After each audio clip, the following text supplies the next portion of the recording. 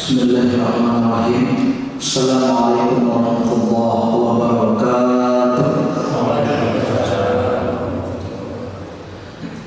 Innal hamdalillah nahmaduhu wa nasta'inuhu wa nastaghfiruh wa na'udzu billahi min shururi anfusina wa min sayyiati a'malina. Allahumma shalli ala sayyidina Muhammad wa ala ali Muhammad wa man tabi'ahum bi ihsan. Ma'asyiral muslimin, Bapak Ibu yang dirahmati Allah, kalau kita bernostalgia sejenak kembali melihat catatan sejarah Islam ketika pertama kali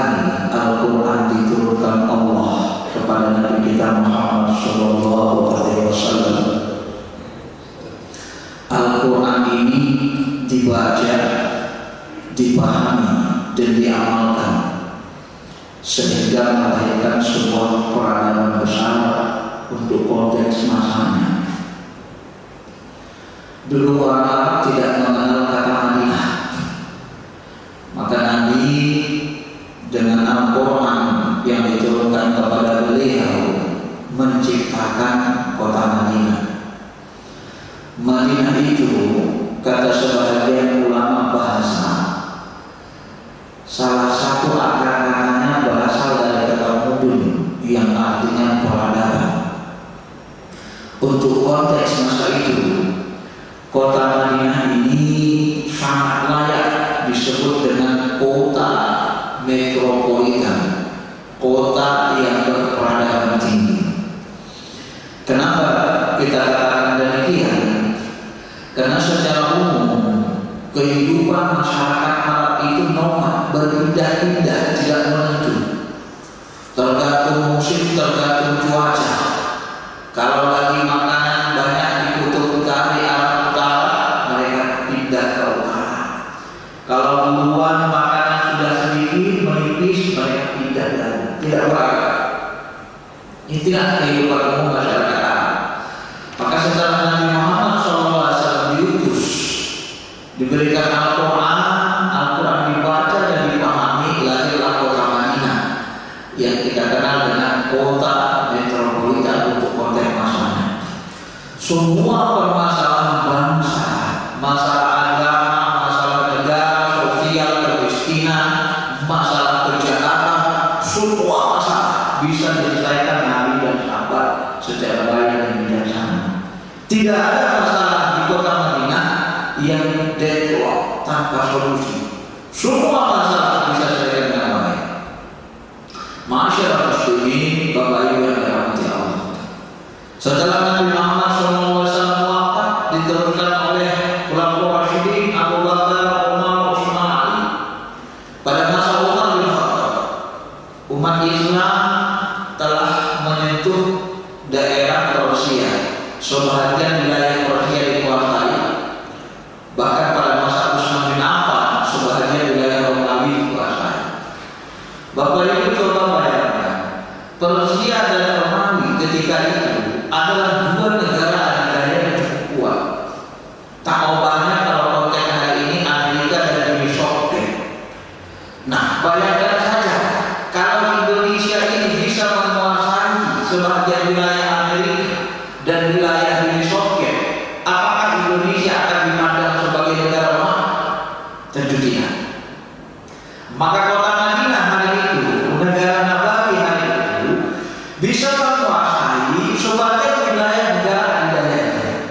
Maka Madinah menjadi negara yang sangat kuat, yang ditakuti dan disegani, ya, di tengah-tengah konfrontasi antara Persia dan Romawi.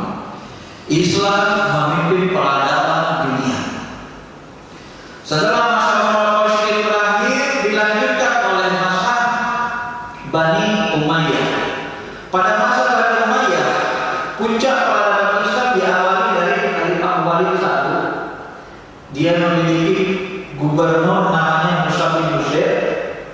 Musa bin Nusair inilah nanti yang memerintahkan jenderalnya Tariq bin Ziyad untuk mendakwahkan Islam ke Andalusia Spanyol. Tetapi karena Islam tidak diberikan kebebasan untuk berdakwah, semua orang Islam dibunuh, tidak boleh. Islam terpaksa melakukan peperangan. Bapak Ibu bisa bayangkan, Tariq bin Ziyad itu hanya membawa 7.000 pasukan. 7.000 pasukan Tariq bin Ziyad ini mampu melumpuhkan, meluluhlantakkan 100.000 pasukan Raja Romawi. Satu kali berapa? Satu kali berapa kok? Kemarin raportnya matematikanya dari lama. Ini ada yang sangat pintar bawahnya, cepat sekali hitungnya. 1/14. Kalau di masa Nabi perang Badar 300 mengalahkan 1000 lebih, 1/3 lebih. Tapi Tariq bin Ziyad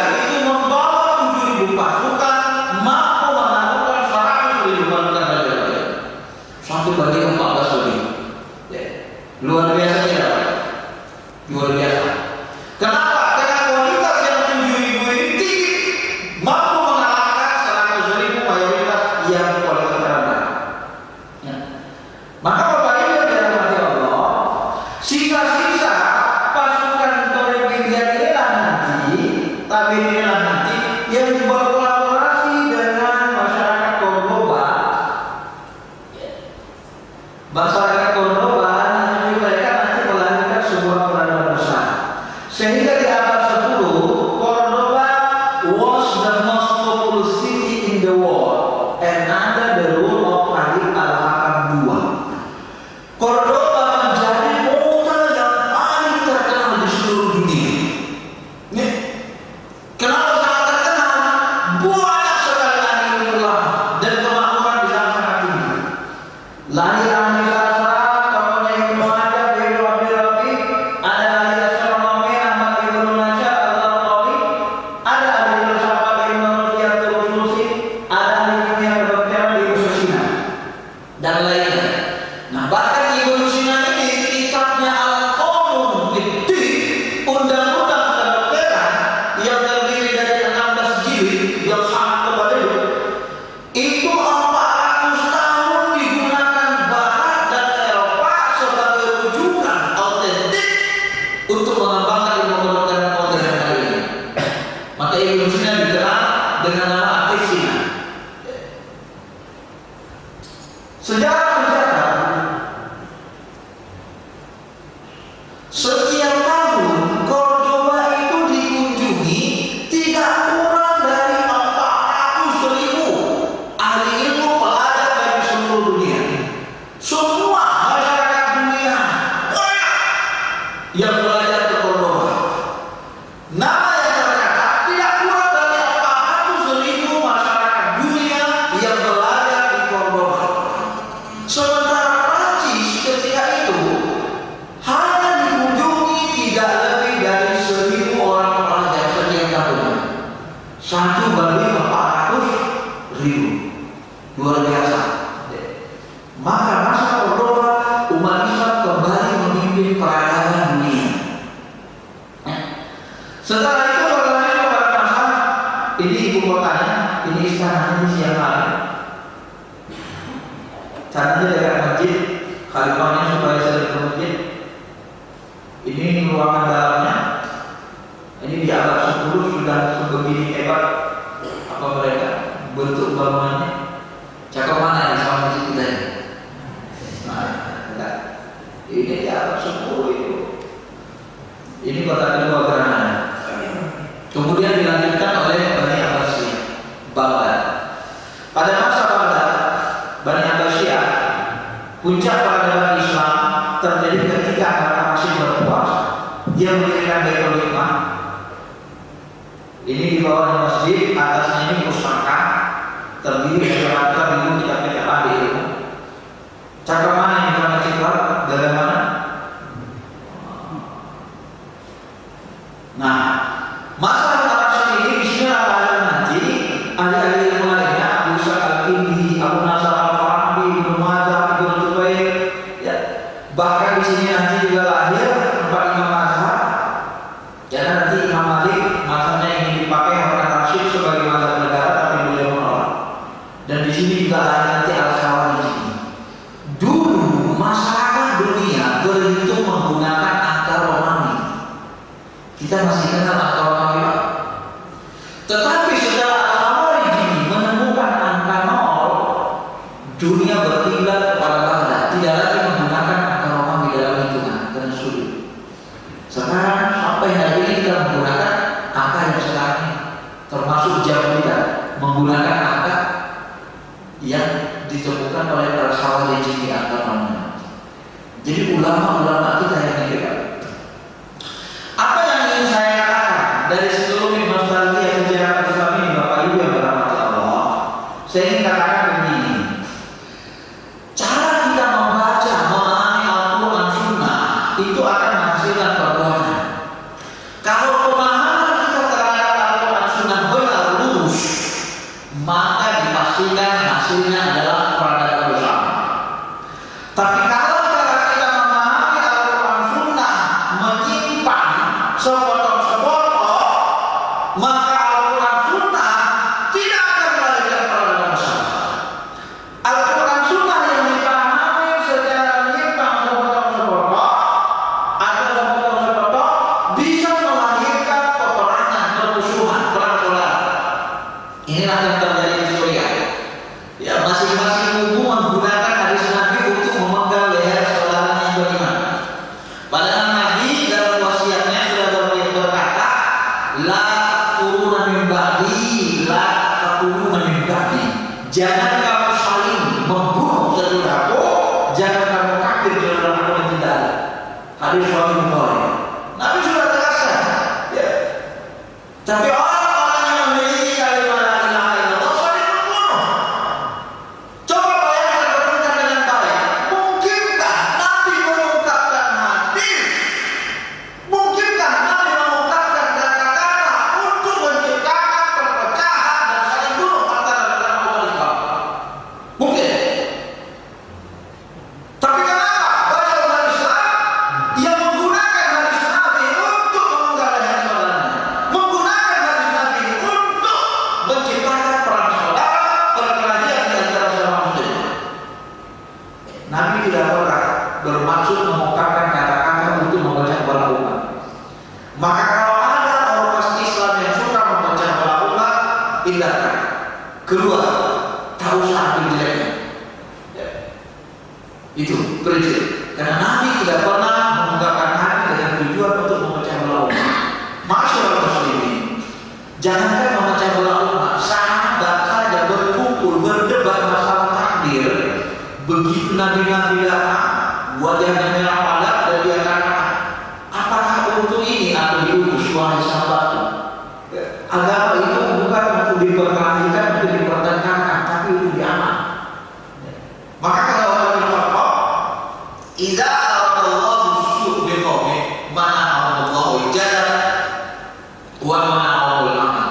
Jika Allah menginginkan keburukan pada satu kaum, Allah jadikan umat ini menjadi umat yang suka bertengkar, berkelahi, berdebat, dan mereka terhalang dari mengamalkan perintah-perintah Islam, ya, mengamalkan agama. Masyaallah muslimin, inilah akibat perang Suriah. Ya. Orang Syiah mengatakan mereka memerangi Wahabi takfiri. Orang Sunnah mengatakan mereka memerangi Nusairiyah takfiri. Sama-sama menggunakan hadis Nabi untuk memenggal leher. Akhirnya apa? Nih, anak-anaknya banyak yang meninggal dunia. Ini anak sendiri. Kalau dalam bahasa Al-Quran meminjam syariat Allah masa tidak usah.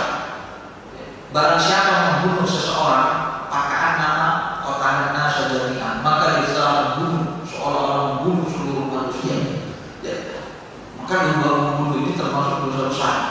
Bapak Ibu yang dirahmati Allah, kenapa Allah mengumpamakan membunuh seseorang seolah-olah membunuh seluruh manusia? Ya manusia saja. Kalau anak ini dibiarkan sampai besar, kemudian dia menikah, punya istri, punya anak, anaknya punya cucu, punya anak lagi, punya cucu cicit terus, maka kalau dibiarkan dia akan punya anak sampai ribuan atau bahkan ratusan ribu manusia. Tapi setelah dia dibunuh waktu kecil sebelum dia berkembang biak, maka seolah-olah kita telah membunuh ribuan atau ratusan ribu manusia. Maka Allah mengatakan begitu. Bapak Ibu yang dirahmati Allah SWT. Al-Quran Sunnah yang dipahami secara keliru, sokot-sokot, bisa juga melahirkan kemunduran, marginalisasi umat. Saya dulu waktu kecil sering dengar ceramah ini. Salah satu ustaz besar di tempat saya ditanya seorang jemaah nanya gini, Ustaz, kenapa masyarakat Muslim Indonesia ini banyak yang bodoh-bodoh, banyak yang miskin-miskin? Kok bisa begitu, Ustaz? Yang kaya-kaya kok orang-orang Tiongkok, orang-orang kafir semua, yang kuasai ekonomi, perekonomian. Apa kata Ustaznya? Kalau menurut saya itu mungkin juga ada hubungannya dengan takdir Allah. Karena Nabi SAW bersabda dalam hadis Sahih Muslim, "Ad-dunya sijnul mu'min wa jannatul kafir." Dunia itu penjara bagi orang beriman, surga bagi orang kafir. Maka seolah-olah hadis ini digunakan untuk membatinkan umat, memenjarakan umat kita dalam kemiskinan, keburukan, keterbelakangan. Padahal hadis ini tidak dipahami begitu. Tapi hadis Nabi yang dipahami secara keliru dan menyimpang bisa membuat umat kita mundur, matikan. Jujur saya katakan, kalau kita benar-benar mau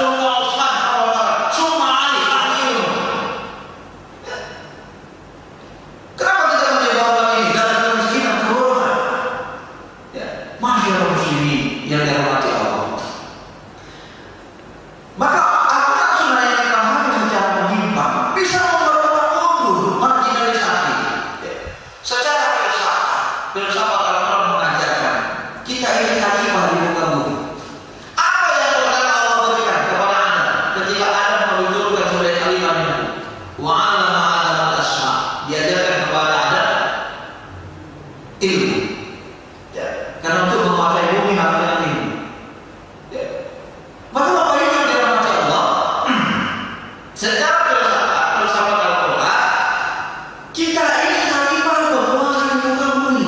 Untuk menguasai bumi, umat kita harus cerdas berilmu. Salah satu sifat Nabi, sifat wajib Nabi adalah farona, cerdas. Bukan petona yang tidak kepemilan. Farona, cerdas. Ada lagi yang bodoh? Ada? Tidak ada. Ada sahabat yang bodoh dalam riwayat? Ada sahabat yang disebutkan sahabat bodoh dalam riwayat? Tidak ada. Ya. Maka kalau kita jujur mau meniru Nabi dan sahabat, harus cerdas. Nabi cerdas, farona. Tidak boleh orang ini bodoh. Bahkan dalam hadis Sahih dikatakan tolabul ilmi fariidatun, menuntut ilmu itu fardu. Tidak ada perintah agama yang lebih tinggi daripada menggunakan kata fardu. Meninggalkan yang fardu haram, dosa besar. Maka membiarkan umat kita bodoh sesungguhnya adalah dosa besar. Kalau kita mau pikir itu ajaran Islam. Masyaallah muslimin, Bapak Ibu yang dirahmati Allah. Islam yang dipahami secara sepotong-sepotong bisa juga menghasilkan orang-orang yang humanis, kemanusiaan sangat tinggi, tapi tidak peduli dengan ritual ibadah makhluk. Wah, kalau kemanusiaannya luar biasa, tapi tak pernah ke masjid. Perhatiannya kepada masjid, kepada Ramadan, ya, tak pernah. Malas sekali pada malam. Ini juga menyimpang dari ajaran Islam yang sebenarnya. Ada juga umat Islam yang memahami Al-Quran Sunnah secara pokok. Hasilnya apa? Ritual yang tinggi. Ibadah makhluknya hebat, puasanya puasa tahu, sering subuh Jumatnya luar biasa. Tapi akhlaknya kepada sesama muslim makhluk, akhlaknya kepada orang tua hancur. Orang tuanya nggak ke masjid dicaci maki, nggak berjenggot lu kafir lu katanya. Dikampangkan. Ya. Apa kata Yusuf Qaradawi? Bagaimana tanggapan Allah ketika Nabi Ibrahim dipaksa kafir musyrik oleh ayahnya Hajar? Apa kata Allah? Wala tuti'huma wa sahibhuma fid dunya ma'ruf. Ibrahim, walaupun orang tua menunjukkan tauhid, memaksa tauhid, jangan taati, tapi tetaplah engkau berakhlak baik, mempergauli mereka dengan baik. Hakikatnya masyarakat muslimin, kita tidak boleh membenci manusia. Yang boleh kita benci adalah kejahatan itu sendiri. Kejahatan yang ditimbulkan manusia, kejahatan itu yang dibenci, bukan orangnya. Maka Nabi sama orang kafir pun sangat sayang, sangat prihatin, sangat kasihan. Kenapa? Karena Nabi tidak mau dia masuk neraka. Kasihan. Itu hakikat ajaran Islam. Ya. Dulu pernah saya jelaskan kalau tidak salah, asas agama kita, ajaran agama kita adalah kasih sayang. Al-Rahman. Maka yang pertama kali kita baca dalam Al-Quran adalah Bismillahirrahmanirrahim. Ya. Masyaallah muslimin yang dirahmati Allah. Al-Quran Sunnah yang dipahami secara menyimpang atau sepotong-sepotong bisa juga melahirkan masyarakat yang spiritualis. Ini kabarnya terjadi kepada sebagian kecil masyarakat Turki. Di sana ada tarikat-tarikat yang mereka itu sangat spiritual. Yang dipentingkan cuma bagaimana saya bisa dekat Allah. Negara mau hancur lebur, masyarakat mau babak belur, mau katanya hancur, dia tidak peduli. Yang penting bagaimana kau dekat sama Allah, bisa mengajar, bisa merasakan nikmat ibadah. Nah, boleh gaji kita terus. Ini juga penyempitan ajaran Islam. Saya mau tanya, ketika Nabi SAW di Israel sampai ke Sidratul Muntaha, tempat yang paling dekat munajat, berdialog kepada Allah, apakah Nabi tidak turun-turun ke bumi? Apakah Nabi tidak turun Pak? Menetap saja, berdekatan dengan Allah? Hah? Apakah Nabi tidak turun-turun? Turun! Ya. Setelah Nabi mau sampai puncak kedekatan kepada Allah, Nabi turun ke bumi, bawa agama. Karena agama untuk manusia, bukan untuk kepentingan Allah. Ya. Allah tidak butuh dengan agama. Wallahu ghaniyun 'anil 'alamin. Allah Maha Kaya, tidak membutuhkan makhluk, tapi kita butuh agama. Ya. Maka orang yang mengalahkan agama ini hanya dianggap cuma spiritualis doang dan dia tidak mau memperbaiki masyarakat. Ini juga menjadikan kebijakan ajaran agama penyimpangan. Tapi yang kita inginkan adalah agama Islam, Al-Quran Sunnah yang melahirkan peradaban besar. Itulah yang kita sebut rahmatan lil alamin. Nah, salah satu materi yang mencoba meluruskan kita cara beragama kita adalah fikih prioritas. Ya. Ini salah satu materi yang mencoba menghasilkan pemahaman keagamaan Quran Sunnah yang menghasilkan peradaban besar. Fikih prioritas. Jadi fikih prioritas sangat penting posisinya dalam Islam. Fikih itu pemahaman yang mendalam. Aulawiyah itu berasal dari kata aula atau awala yang artinya yang utama, yang prioritas. Maka fikih prioritas itu bisa kita pahami adalah pemahaman mendalam para ulama terhadap Al-Quran Sunnah untuk menentukan urutan-urutan amal. Mana yang harus kita dahulukan, prioritaskan, dan mana yang harus dikemudiankan dalam beragama, dalam kehidupan. Ulama besar yang pertama menyusutnya secara sistematis adalah Yusuf Qaradawi. Kemudian diteruskan oleh ulama-ulama besar lainnya, ya, walaupun nanti ditulis oleh ulama-ulama sejak masa sudah ada, tapi tidak ditulis secara sistematis. Sama dengan kitab tafsir, sejak masa Nabi dan sahabat sudah ada, tapi tidak sistematis berurut ditulis ulama. Masyaallah muslimin yang dirahmati Allah. Maka fikih awaliyah ini sangat penting. Kenapa kita harus mengetahui fikih awaliyah? Kalau kita tidak mengerti mana amalan besar yang harus kita utamakan, kita akan menjadi umat yang rugi. Peradaban Islam tidak akan lahir. Kenapa? Logikanya begini Bapak Ibu. Dalam kehidupan ini ada kebutuhan-kebutuhan primer, ada kebutuhan tersekunder, ada kebutuhan tersier. Orang yang hidupnya tidak bijak, yang mendahulukan kebutuhan tersier dari primer, dia akan mengalami kehancuran dan kemunduran. Jelas? Contoh, dia baru pensiun, dapat pesangon 3M dari depannya. Tiba-tiba 3M ini 2,5M digunakan untuk beli Lamborghini. Anaknya dari sekolah, ya, karena tidak penting kalau dia sekolah, tidak dipelihara, izinnya dikasih, uang makan seadanya 500.000 sebulan. Ya, cukup lah itu katanya, berarti apa adanya. Tapi dia bermewah-mewah dengan Lamborghini kesana kemana. Hancur Lamborghini-nya, tabrakan, anaknya nggak jadi apa-apa. Ya, karena tidak punya pendidikan, dibiarin dulu, istrinya minta cerai kawin lagi. Kenapa disiksa dengan kebutuhan pokok anggaran 500.000 sebulan?